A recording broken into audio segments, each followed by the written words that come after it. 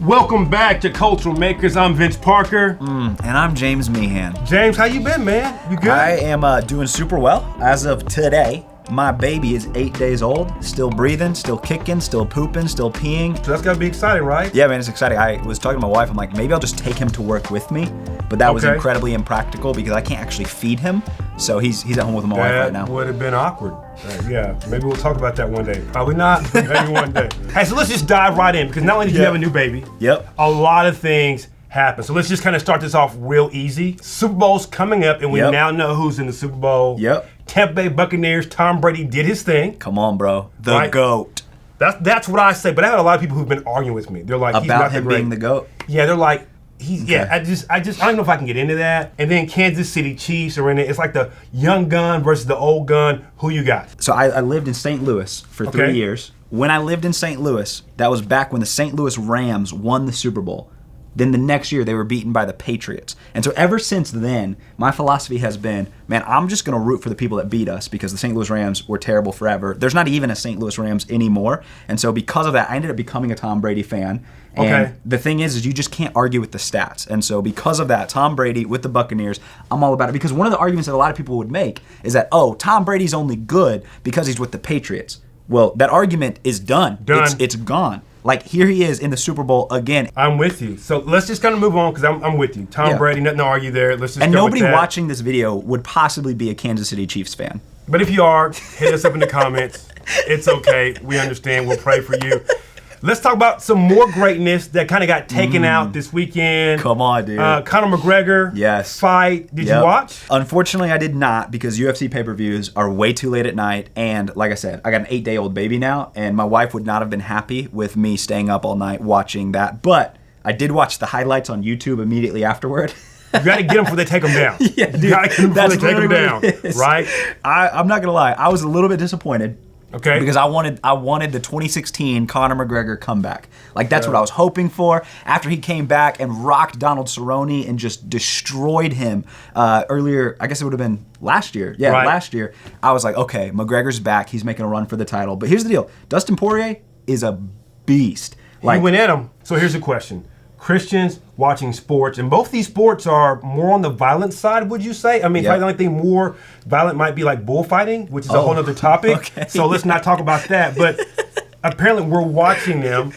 Does that mean it's okay? Or like, what's your thoughts on that? Here's the thing. I think it's okay to watch them. Now, I could be totally wrong. I enjoy watching them. I think that if you find yourself watching football or mixed martial arts or something, and you're just getting super angry, and you try to take that anger out in an aggressive manner and violent toward other people, you should probably abstain from watching combat sports or football. But if you're the kind of person who can watch it for entertainment value, then I think there's nothing wrong with that.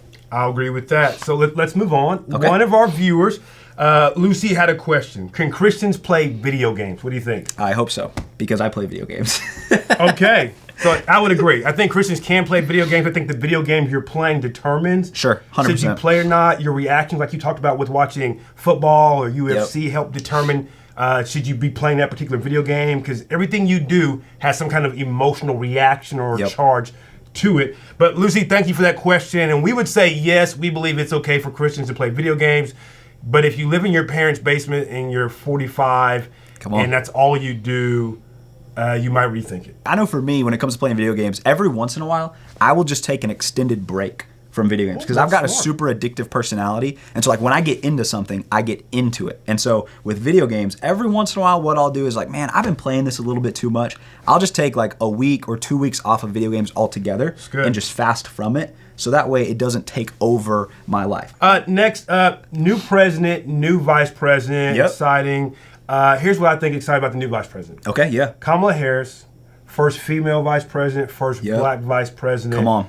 I think it's great that when people get to see themselves in the mirror when they look at their vice president, it just lets them know, hey, there's anything possible. What do you think? Any thoughts or just? I mean, I think that's it. Like, I think that idea of anything is possible and being able to see yourself in those positions of influence is really impactful for a lot of people. And I think that is going to be a really cool thing for tons of young women growing up to be able to see, okay, that's possible. And I think that's incredibly valuable. The other thing that I'm really thankful for is like the world didn't end, you know, because there was all of these different rumors about what was going to happen on Inauguration Day, and it was super peaceful. That was nice. That like it's just like, yes, please. That was the 2021 I was looking for, right? Right, I know. A real chill, like... Right, because like a couple weeks ago, when we were talking on our last video, we talked about all the craziness that happened. Yeah, we just like straight crazy. So yeah, glad that we moved on from that. Now we have another viewer question. Dang, okay, look at y'all with all the questions. Right, Keep them but coming. Here's the thing. I cannot pronounce the name, so I apologize up front. I don't want to butcher it because that just seems disrespectful to butcher someone's name.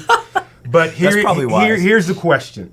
Can Christians watch anime? First of all, do you watch anime? Do you like anime? How do you feel about it? So for the question, can Christians watch anime? My answer to this is the same thing about can Christians play video games? I hope so, because I'm a big anime fan. Dragon Ball Z is, I would argue, one of the greatest shows of all time. So I remember, Vince, whenever I was a wee little lad, my dad broke his leg. And so I was like 4, 5, 6, 7. I don't know how old I was. But I would come home from school every day, sit on my dad's lap while his leg was broken, and we would watch Dragon Ball Z together. That's a good family memory. And dude, it was amazing. That's good. And I have not stopped watching Dragon Ball Z now 20 years later. And so what I think about anime and video games and all of these same things is, I always ask the question is, how is this influencing me? Now, what I like about Dragon Ball Z is the main character, Goku, is the personification of hard work and self-sacrifice, right? True. Over and over and over again, the dude puts in the work. He trains so that he can beat the bad guys and save his friends and family. And I love that about him. And over again, he sacrifices himself for the good of others, which is exactly what the heart of the gospel message is. When God literally became a human being to die on a cross for your sins and for mine. Now, I'm not saying that Goku is Jesus. No, I'm just saying. Goku is not Jesus. Just disclaimer. But I think that there are really cool things that we can pull from these different shows that are really, really good and true and life-giving. Now, at the same time, there are other anime that I choose not to watch because they include themes and elements and graphic nudity and things like that, where it's like, nah, like I'm going to avoid that because that's not helping me become the person that God's made me to be. So when you're watching your anime, question is it life-giving? That's good. Right? Are the things that are healthy you can pull out of it versus going, oh my goodness, when I watch this. So yeah, I'm with you, anime. Hey, if you never watched One Punch Man, by the way, check it out. Oh, don't worry, I've watched it.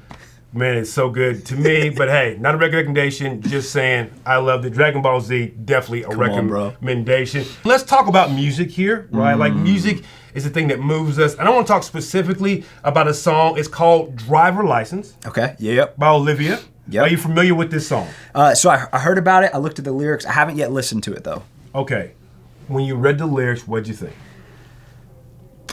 Man, that just is a really sad song. Is it not? Like, that's what I thought. Right? Like, there's a lot of hurt and a lot of pain going on there. Right. Right? Like, so if you're not familiar with the song, let me just kind of break it down for you. It kind of goes like this. So it appears that there's a young lady, Olivia, who has been wanting her driver's license this whole time. Come on. And Makes sense. she's been talking to her boyfriend about it. Yep. Like, hey, I can't wait to get my driver's license, right? Because when I do, I'm going to drive to your house and we're going to hang out and it's going to be amazing. I can drive us places, right? Like, that just sounds like a normal, if you're 15 years old, about to turn 16, get your driver's license conversation. Well, by the time she gets your driver's license, they're broken up and he's got a new girl, right? And now all these anxiety and self-doubt are kicking in, and she's like, this new girl are all the things that I think I should be or want to be, and she's talking about how she's telling all her friends about it, and like they're tired of hearing about it, and it's just, you can feel the hurt in that. I can see why it's the #1 song right on the charts right now, and there's not really an ending to it. Like, it's not this clean, happy, like old school country song, like lost my dog, lost my horse, lost my truck, and at the end you get them all back. Come on. Right? It's like, no. Right. It started off sucky.